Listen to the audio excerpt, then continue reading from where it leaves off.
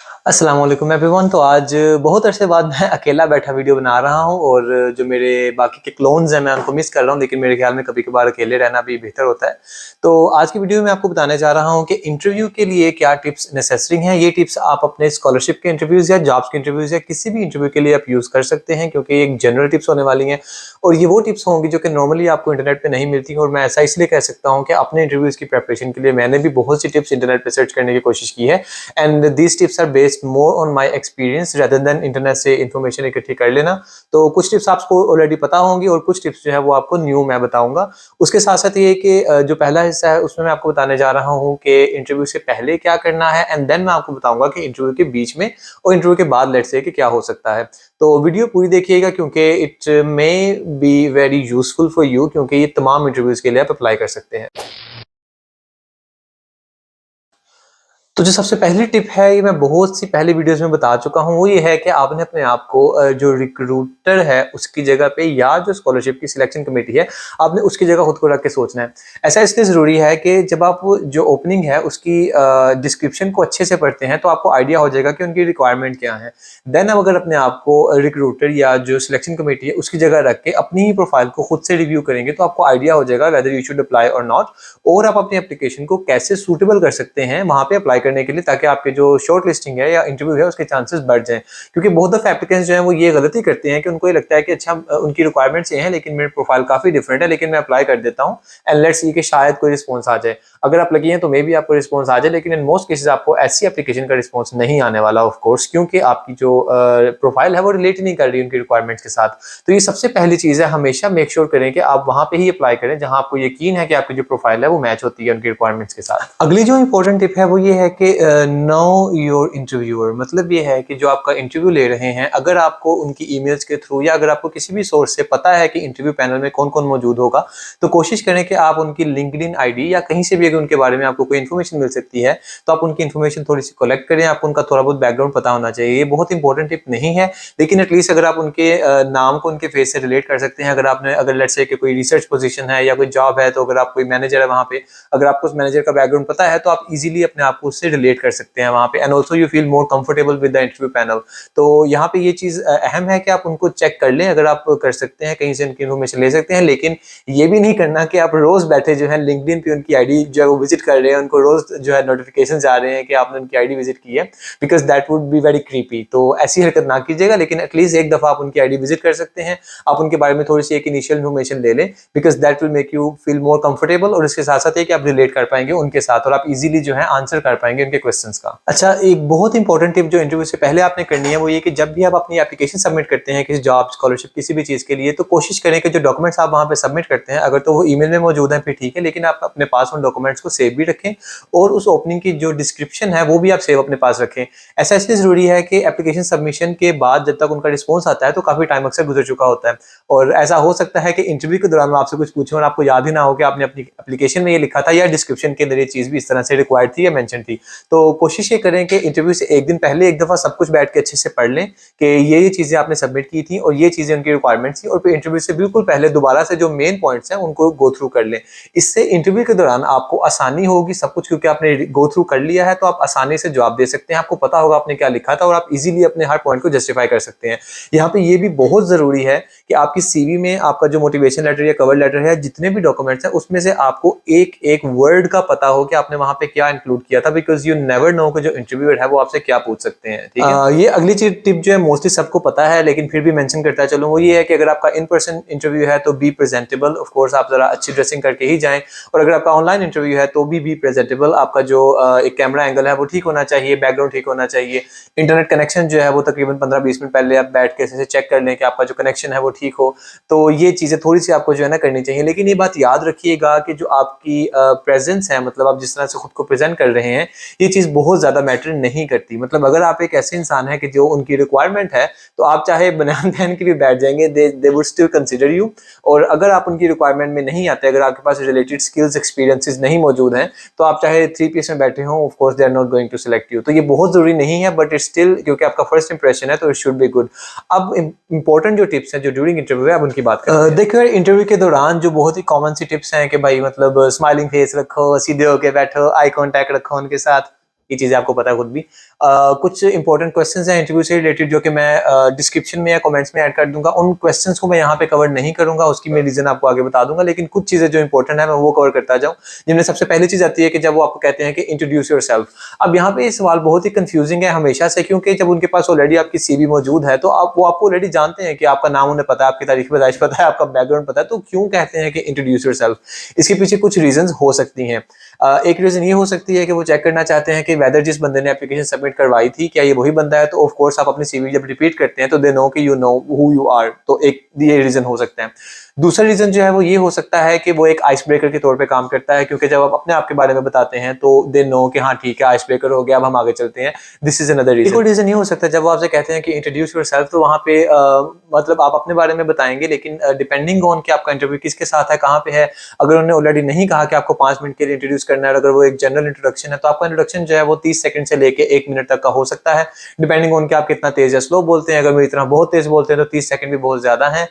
Anyway उसके साथ ये कि इंट्रोडक्शन के अंदर आप जो हैं अपनी सीवी रिपीट करने के साथ साथ थोड़ी सी एक्स्ट्रा डिटेल्स बता सकते हैं, कि मतलब थोड़ी सी अपनी हॉबीज बता सकते हैं, अपने इंटरेस्ट बता सकते हैं, because that does work as an ice breaker. एक बहुत अहम टिप है कि इंटरव्यू जो है वो मोस्टली कैंडिडेट्स के हाथ में होता है, depending on interview and interview panel. बाज़ औक़ात इंटरव्यू के अंदर ऑलरेडी कुछ क्वेश्चन जो है वो उन्होंने फिक्स किए होते हैं कि उन्होंने ये वाले क्वेश्चन लाजमी पूछने ही पूछने हैं, और लेकिन बाज़ औक़ात जो है जो आप आंसर करते हैं उनकी बेस पे वो आपसे नेक्स्ट क्वेश्चन पूछते हैं।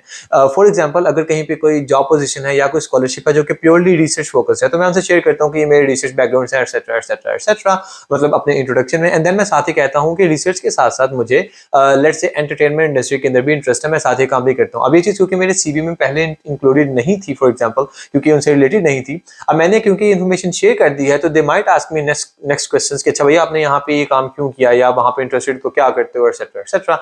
अब ये चीज आप पहले से प्रिपेयर नहीं कर सकते। अगर आप ये सोचें कि आप अपने सारे आंसर्स पहले से सोच के बैठे होंगे कि आपने इस क्वेश्चन के आंसर में ये कहना है, इसके आंसर में ये कहना है, it's impossible. You always have to give of course a fresh answer. तो उसके अंदर आप कुछ भी शेयर कर सकते हैं, consciously unconsciously, that depends on you. हाँ, अगर आप कॉन्शियसली कुछ आंसर कर रहे हैं और अगर आप अवेयर हैं कि you are the one who leads the interview, तो आप इजीली उनको अच्छी डायरेक्शन में लेके जा सकते हैं। लेकिन अगर अनकॉन्शियसली आप कुछ और कह भी देते हैं तो इट्स ओके, आप उसके लिए कुछ बहुत खास नहीं कर सकते, और इस वाले से आपको अगली टिप में भी क्लियर हो जाएगा कि क्यों कुछ खास आप नहीं कर सकते। अगली टिप ये है कि यार बी ऑनेस्ट। अब ये टिप पता सबको है, लेकिन इसके ऊपर अमल जो है वो कोई कोई करता है। देखो यार, इंटरव्यू के अंदर ऑफ कोर्स हमारी कोशिश ये होती है कि हम उनको अच्छे से इंप्रेस कर सकें, हम अपनी इन्फॉर्मेशन शेयर कर सकें, नॉलेज शेयर कर सकें, हम बस उनको बता सकें कि भाई I am the best candidate for you. लेकिन ये है कि अगर आप इंटरव्यू के अंदर ऑनेस्ट रहेंगे, ऑनेस्ट होने से मुराद ये है कि अगर आपको कोई चीज़ नहीं पता, अगर आपका कोई एक्सपीरियंस कह लें कि रिलेटेड नहीं है, अगर आपको कोई चीज़ नहीं आती तो आप आराम से मान लें कि यस मुझे इस बारे में नहीं पता, but I am willing to learn. Honest होने से मुराद ये भी है कि आप झूठ ना बोले इंटरव्यू के अंदर, क्योंकि अगर आपको झूठ वगैरह बोल के सिलेक्ट लिस्ट से हो भी जाते हैं तो in future they will easily सी कि भाई इस बंदे ने जो गड़बड़ की थी इंटरव्यू के अंदर। वैसे इंटरव्यू के अंदर नॉर्मली लोग कर नहीं पाते क्योंकि वो आपसे रिलेटेड क्वेश्चंस पूछते हैं, लेकिन फिर भी you have to be honest, क्योंकि ऑनेस्ट होके जितना अच्छे से आप खुद को प्रेजेंट कर सकते हैं, क्योंकि आपको झूठ नहीं बोलना पड़ रहा, तो अनकॉन्शियसली आपके ब्रेन के ऊपर बहुत ज्यादा प्रेशर नहीं पड़ रहा इन्फॉर्मेशन शेयरिंग के लिए, तो आप ऑनेस्ट होकर बहुत इजीली, बहुत ही रिलैक्स होकर इंटरव्यू कर सकते हैं। तकरीबन ये आखिरी टिप है इस वीडियो की, और ये सबसे अहम टिप है। इस टिप के लिए मैंने असल में पूरी वीडियो रिकॉर्ड करनी थी। ये टिप ये है कि there is no ideal interview. ये बात आप हमेशा अपने पल्ले से बांध लें। पूरी दुनिया के आप इंटरव्यू जो वीडियोस हैं, इंटरव्यू टिप्स हैं, आप वो सीख लें, आप जितने मर्जी जो हैं प्रैक्टिस सेशंस ले लें, ट्रेनिंग्स ले लें, लेकिन there is no ideal interview. ऐसा इसलिए है कि जो इंटरव्यू पैनल है वो भी इंसान है। हर इंसान का दूसरे इंसान को असेस करने का जो तरीका है वो डिफरेंट होता है। हर इंसान का दूसरे इंसान से जो एक अंडरस्टैंडिंग है वो उस तरह से डेवलप होती है। और बहुत दफा ऐसा भी होता है कि आपका कहीं पे इंटरव्यू है तो डजंट मैटर कि आपके पास क्या स्किल्स हैं, क्या नॉलेज है, आपकी सिर्फ और सिर्फ उस इंटरव्यू के अंदर जो मैनेजर है या जो सिलेक्शन कमेटी है वहाँ पे एक वाइब मैच होने की जरूरत होती है और आप वहाँ पे सिलेक्ट हो जाते हैं। बहुत दफा ऐसा होता है कि आप बहुत ही एक अच्छे स्किल्ड इंसान है, लेकिन उसके बावजूद आपकी जो है वहाँ पे वाइब मैच नहीं हुई और कह लें कि एक एनर्जी मैच नहीं हुई और आपको वहाँ से रिजेक्शन आ जाती है। इसको आप ये भी कह सकते हैं कि किस्मत में ही नहीं था। इसके एग्जाम्पल मैं आपसे शेयर करता हूँ कि मैंने एक बहुत छोटी कंपनी थी वहाँ अप्लाई किया, एंड मेरा जब इंटरव्यू हुआ तो जो मैनेजर था he made me feel like कि मेरे अंदर कोई स्किल ही नहीं है और मुझे कोई जॉब ही नहीं कभी मिलेगी एटसेट्रा एटसेट्रा। बड़ी बहुत ही एक मेरा बुरा एक्सपीरियंस रहा and I was kind of heart broken कि मतलब यार इतना बुरा इंटरव्यू भी नहीं हो सकता, इतना भी बुरा नहीं हूँ, मुझे खुद का भी पता है। तो उसके कुछ अर्से बाद मेरी एक इंटरनेशनल ऑर्गेनाइजेशन के साथ मेरा इंटरव्यू हुआ और जस्ट एक इंटरव्यू के बाद विद इन 15 डेज 15 दिनों में उन्होंने मुझे हायर कर लिया और मैं उनके साथ जॉब कर रहा था। तो ये भी बहुत ज़्यादा डिपेंड करता है कि जहाँ पे आपका इंटरव्यू है। हाँ, स्कॉलरशिप केसेस के अंदर आपकी ये एनर्जी वाइब इतना ज़्यादा मैटर नहीं करती, लेकिन जॉब्स के लिए बहुत ज़्यादा मैटर करती है। तो इवन स्कॉलरशिप्स के लिए भी मैं आपको बता दूँ कि फिर भी वहाँ पे भी ऑफ कोर्स जो इंटरव्यू पैनल है वो एक इंसान ही बैठे हैं जिनका लोगों को असेस करने का तरीका डिफरेंट है, और हर इंसान का एक्सप्लेन करने का, खुद को प्रेज़ेंट करने का तरीका भी डिफरेंट होता है। बाज़ लोगों के साथ ज़्यादा अंडरस्टैंडिंग डेवलप हो जाती है, बाज़ लोगों की नहीं हो पाती। तो ये सारे फैक्टर्स भी हर इंटरव्यू के अंदर मौजूद होते हैं। आप जितने मर्ज़ी पहले से प्रिपरेशन करके बैठ जाएं, if you are not going to make it, you are not going to make it. और आप चाहे बिल्कुल भी प्रिपरेशन करके ना बैठें, अगर आपका वहां पे होना है तो आपका हो ही जाना है। तो इसका मतलब ये हरगिज नहीं है कि आप इंटरव्यू वगैरह की तैयारी ही करना छोड़ दें, आप ये सोचें कि बस वही होना है तो होना, नहीं होना तो ना सी। ऑफ कोर्स अपने हिस्से की आपने मेहनत करनी है। और जैसा कि मैंने पहले भी एक वीडियो में कहा था कि अक्सर ऐसा होता है कि बाज़-औक़ात जो जॉब्स हैं खासकर, वहाँ पे पहले से ही कैंडिडेट मौजूद होता है, और जॉब सिर्फ इसलिए अनाउंस की जाती है कि उनको एक फॉर्मेलिटी पूरी करनी है। तो आप डज़न्ट मैटर आपकी जितनी मर्जी अच्छी प्रोफाइल हो, वो आपको वहाँ पे सिलेक्ट नहीं करने वाले। और लास्टली मैं ये भी कहूँगा कि आपको रियलिस्टिक भी होना होगा अपने बारे में भी, कि देखो यार, मैं मानता हूँ कि बहुत ज़्यादा स्ट्रेसफुल पीरियड है, हर किसी को जॉब चाहिए, हर कोई चाहता है कि इंटरनेशनल स्कॉलरशिप लग जाए और सिलेक्शन हो जाए और हम चले जाएं, लेकिन आपको खुद भी रियलिस्टिक होना होगा आपके बारे में। ये मैं इसलिए कह रहा हूँ कि आपने अक्सर सुना होगा, बहुत से लोग कहते हैं कि भाई हमारे पास डिग्रियां हैं लेकिन जॉब नहीं है, लेकिन आपने शायद ही किसी को ये कहते सुना होगा कि मेरे पास स्किल है लेकिन जॉब नहीं है। क्योंकि डिग्री होने का मतलब ये नहीं है कि आपको बहुत सी चीजें आती हैं, डिग्री तो आपको पता है कैसे ले सकता है बंदा। तो ये है कि आपके पास डिग्री है, लेकिन डिग्री होने के साथ साथ आपके पास नॉलेज होना चाहिए, आपके पास स्किल्स होनी चाहिए। जिस चीज़ में आपकी डिग्री है आपको आनी चाहिए, आपकी उसके ऊपर ग्रिप होनी चाहिए। और अगर आपके अंदर ये चीज़ें मौजूद होती हैं, तो जैसा मैं पहली वीडियोस में भी कह चुका हूँ कि देखो यार, जो स्कॉलरशिप सिलेक्शन कमेटीज़ हैं और जो कंपनीज़ हैं जो हायर करती हैं, ऑफ कोर्स उनको कॉम्पिटेंट लोग ही चाहिए हैं, क्योंकि जो स्कॉलरशिप वाले हैं वो ये चाहते हैं कि जो भी सिलेक्ट होके आए, या तो हमारी रेपुटेशन को बढ़ाए या कम से कम मेंटेन करे। कंपनी चाहती है कि जो भी एम्प्लॉई आए वो हमारा काम आगे बढ़ाए। तो सीधी सी बात है, अगर आपके पास वो रिलेटेड स्किल्स या वो रिलेटेड लेट्स से कॉम्पिटेंसी नहीं है, तो you are not going to make this.